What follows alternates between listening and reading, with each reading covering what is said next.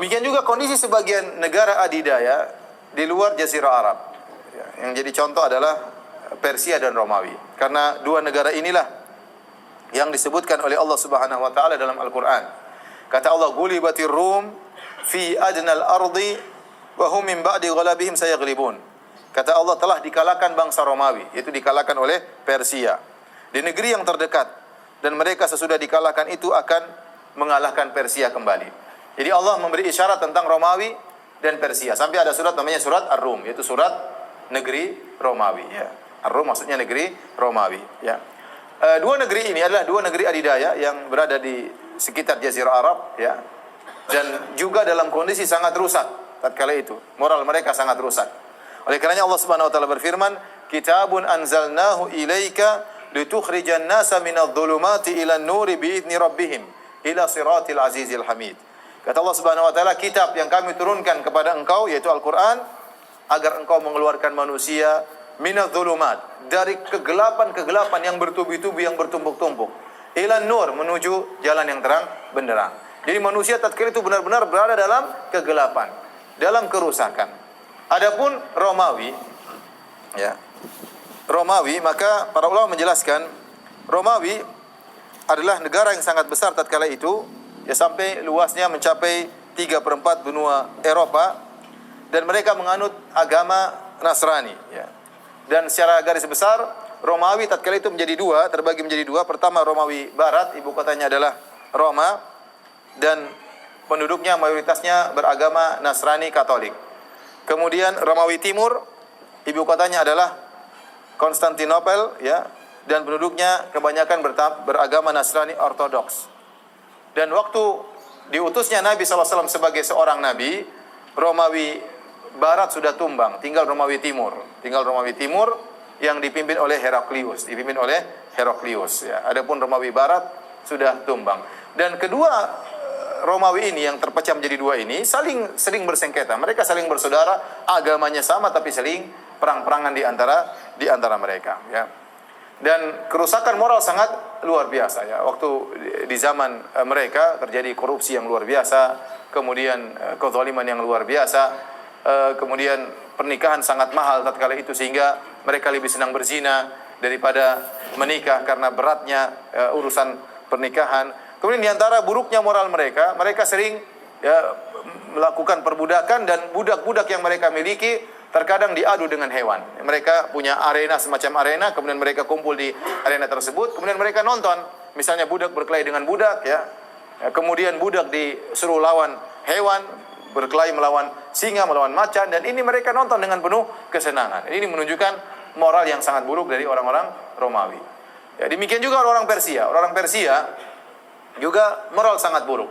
Saking buruknya moral orang-orang Persia, sehingga pernikahan maharim, pernikahan sesama saudara menjadi hal yang biasa di kalangan mereka. Seorang kakak menikah dengan adiknya, anak menikah dengan ibunya, anak menikah dengan tantenya, bapak menikah dengan putrinya sendiri.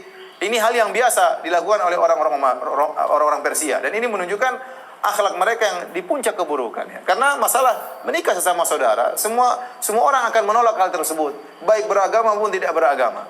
Tapi tatkala mereka sampai pada tingkat yang sangat buruk ini, terjadi pernikahan sesama saudara, ini menunjukkan moral mereka yang sangat bobrok. Kenapa mereka menyembah api? Karena mereka menyembah api. Tidak ada aturan dalam diri mereka. Adapun Nasara masih ada aturannya, ya, atau agama lain terkadang masih ada kitab sucinya, masih ada aturannya.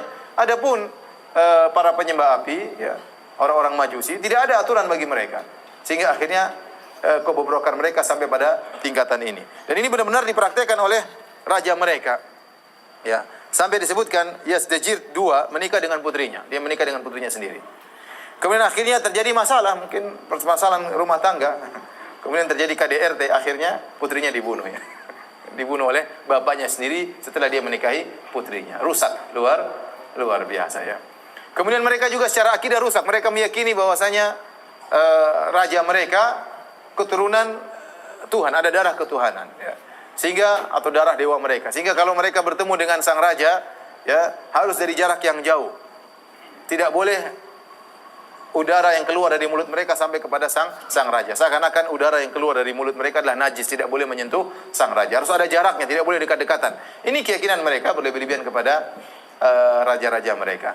Ini menggambarkan bagaimana rusaknya kondisi alam semesta sebelum Nabi diutus. Karenanya dalam Sahih Muslim, Nabi SAW bersabda, Inna Allaha nazara ila ahlil ardi. Sungguhnya Allah melihat kepada penghuni bumi. Famaqatahum arabahum wa ajamahum. Maka Allah murka kepada mereka semua, baik orang Arab maupun selain Arab. Illa baqaya min ahlil kitab, kecuali tinggal segelintir ahlul kitab yang masih berada di atas tauhid. Sehingga rusak, benar-benar rusak tatkala itu. Jadi Allah mengutus Nabi SAW di puncak-puncaknya kerusakan, di puncak-puncaknya kesyirikan, di puncak-puncak rusaknya moral. Baru kemudian Allah utus Nabi SAW sebagai orang yang mengeluarkan manusia dari zulumat ila nur, dari kerusakan, dari kehitaman, dari kegelapan yang bertumbuk-tumbuk menuju cahaya yang terang benderang. Hanya sedikit yang masih berada di atas kebenaran. Makanya Nabi mengatakan illa baqaya min ahlil kitab, kecuali segelintir ahlul kitab yang masih tersisa, yang masih berada di atas agama yang benar. Contohnya seperti Waraqah ibnu Naufal, ya, dan sebagian orang-orang yang masih berada di atas agama Hanafiyah. Mereka tidak berbuat kesyirikan, meskipun mereka tinggal di Jazirah Arab, meskipun terjadi penyembahan terhadap berhala luar biasa, mereka tetap tidak berbuat kesyirikan. Namun mereka hanya sedikit. Nabi mengatakan baqaya, tersisa dari ahlul kitab yang masih mentauhidkan Allah Subhanahu wa taala. Adapun yang lain berada dalam